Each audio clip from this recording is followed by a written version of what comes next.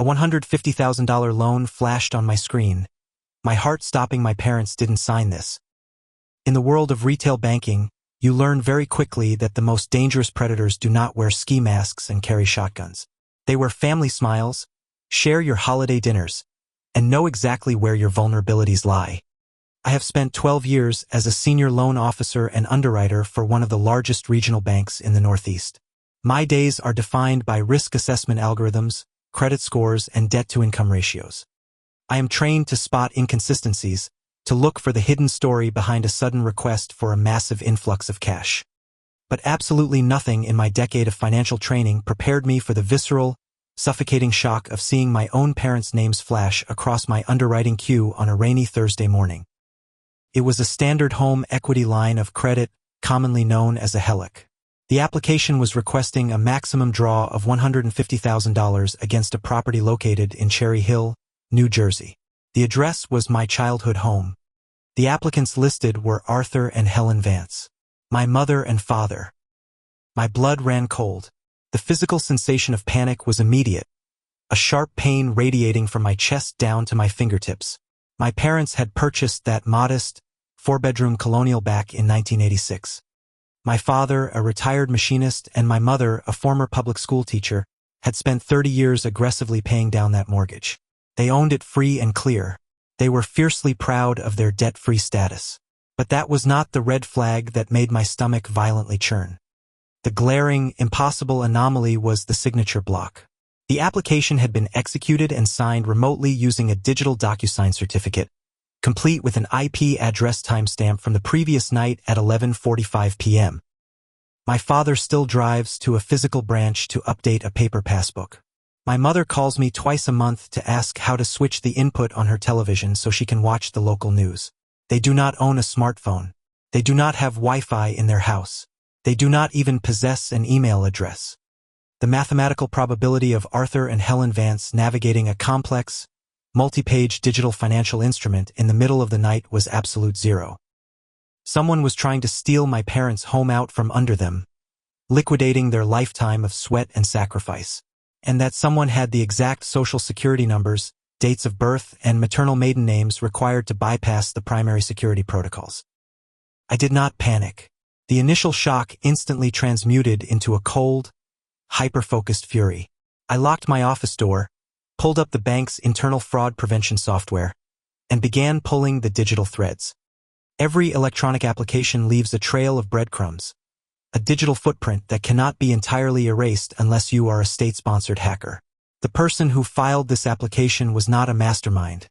They were desperate and sloppy. I isolated the IP address attached to the DocuSign certificate and ran it through our geographic location database. The server pinged back a residential ISP hub located not in Cherry Hill, but across the river in downtown Philadelphia. It pinpointed an exact luxury apartment complex on Rittenhouse Square.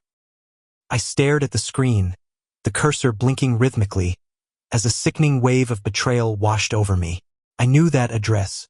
I had helped move furniture into that building 6 months ago. It was the apartment leased by my younger brother, David, and his wife of 3 years, Sarah. For a brief, agonizing moment, I wondered if my brother was involved, but I quickly dismissed it. David was a pediatric nurse, a man with a heart of gold but a distinct lack of financial literacy. He worked 60-hour weeks on the night shift.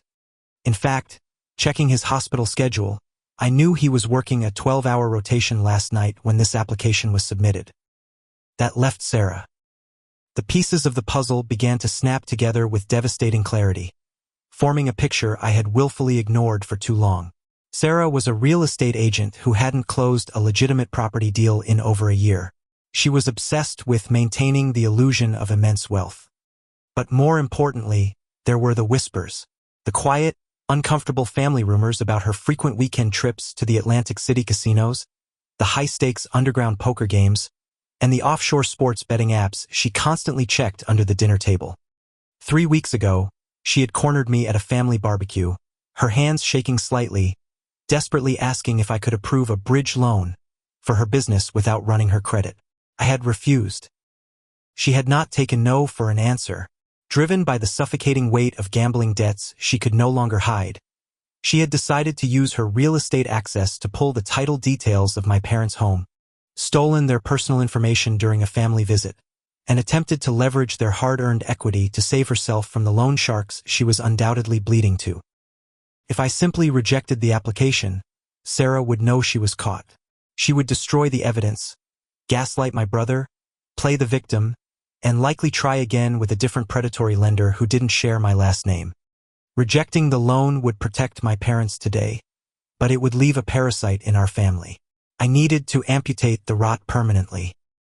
I picked up my desk phone and bypassed my immediate supervisor, dialing the direct extension for the Vice President of Enterprise Fraud and Risk Management. Within the hour, I was sitting in a soundproof conference room with the VP and a detective from the Philadelphia Police Department's Economic Crimes Unit. I laid out the digital evidence, the forged application, the IP logs, and the motive. If we cancel it, she walks, I told the detective, my voice steady but vibrating with suppressed rage. I want to approve the loan. I want to fund it. And I want you waiting when she touches the money. The detective, a seasoned veteran who had seen every variation of family betrayal, leaned back and nodded slowly. It required a highly coordinated sting operation. Under the strict guidelines of the Bank Secrecy Act and anti-money laundering protocols, we could not allow the funds to actually be at risk.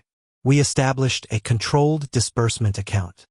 I would manually push the application through the underwriting process, waiving the physical appraisal requirement by utilizing an automated valuation model, a perk of my seniority. I would approve the $150,000 line of credit, but the routing number Sarah had provided for the cash out would be intercepted. The money would be diverted into a mirrored, frozen account monitored entirely by law enforcement. To Sarah's digital interface, it would look like she had full access to the liquid cash. The trap was set. For the next 48 hours, I played the most agonizing waiting game of my life. I had to sit across from my brother at a Sunday lunch, looking at the exhausted circles under his eyes, knowing that his entire world was about to collapse. Sarah sat right next to him, picking at her salad, checking her phone obsessively, her leg bouncing with nervous, frantic energy. She even had the audacity to smile at my mother and compliment her cooking, entirely unaware that I was actively orchestrating her destruction. It took every ounce of my professional discipline not to reach across the table and physically drag her out of my parents' house. On Tuesday morning at 9 a.m., I executed the final approval. The system generated the automated email to Sarah's burner address, congratulating Arthur and Helen on their new home equity line of credit. The funds were listed as available. I was on a secure conference call with the police detective, watching the mirrored account activity live on my monitor. The digital bait was in the water. She's logged in. The detective's voice crackled over the speakerphone. IP address confirmed. It's her mobile device. She won't try a wire transfer, I said, my eyes locked on the screen.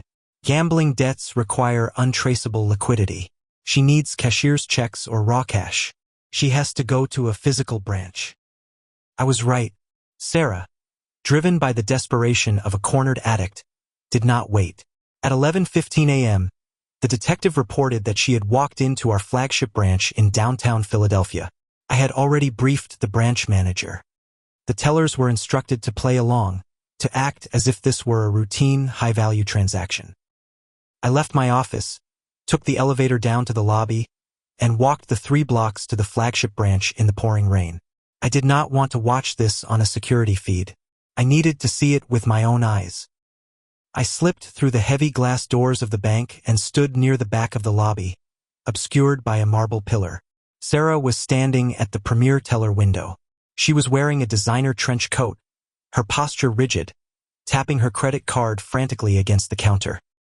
I need to withdraw $50,000 in a certified cashier's check and $20,000 in physical currency, Sarah demanded, her voice carrying a shrill, arrogant edge, the false confidence of a thief who thinks they have gotten away with the ultimate heist.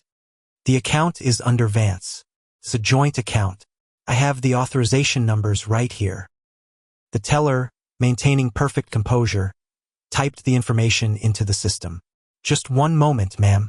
For withdrawals of this magnitude, I need the branch manager's override. Sarah huffed, rolling her eyes in exaggerated annoyance. "Hurry up. I have a very important meeting." The branch manager stepped out of the back office, but he was not alone. Two plainclothes detectives flanked him, their badges prominently displayed on their belts. The atmosphere in the lobby shifted instantly. The ambient noise died down. "Sarah Vance?"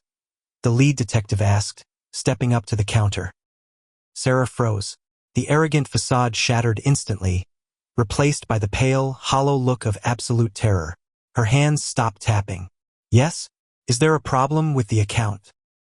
"The account is perfectly fine," the detective stated, his voice carrying clearly across the silent lobby.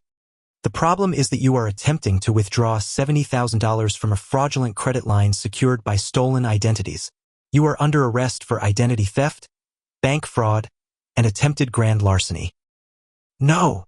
Sarah shrieked, taking a stumbling step backward as the second detective reached for his handcuffs. "No, you don't understand. My father-in-law authorized this. It's a family business loan. Call Arthur Vance right now. Call my husband." "They don't need to call anyone, Sarah," I said, stepping out from behind the marble pillar and walking slowly toward the center of the lobby. Sarah whipped her head around. When she saw me, her knees physically buckled. She realized in that exact fraction of a second that she had not slipped through the cracks of a faceless banking institution. She had walked directly into a meticulously designed snare. "Marcus," she gasped, her voice dropping to a desperate, pathetic whisper. "Marcus, please. The people I owe money to. You don't know what they will do to me.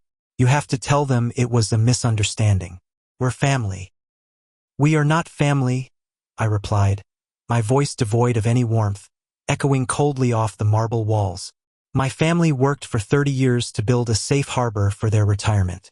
You tried to burn it to the ground to pay for your poker chips. You are nothing but a thief." The metallic click of the handcuffs snapping shut over her wrists was the final punctuation to her criminal career.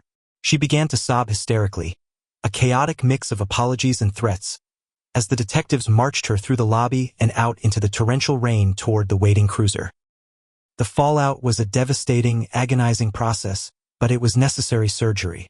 My brother was entirely broken when I showed him the evidence. He had been completely blind to the depth of her addiction and the darkness she was capable of. The police raided their apartment and found notebooks filled with my parents' forged signatures, confirming the premeditated, cold-blooded nature of the crime. The local district attorney, armed with the irrefutable digital evidence I had curated, refused any plea deals. Sarah was indicted on multiple federal and state charges, facing a mandatory minimum of 7 years in a state penitentiary. I drove to Cherry Hill that evening. I sat at the worn, oak kitchen table where I had done my homework as a child.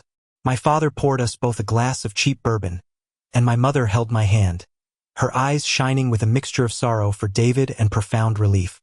I explained the technicalities of what had happened, simplifying the banking terms, ensuring they understood that their home, their sanctuary, was entirely safe.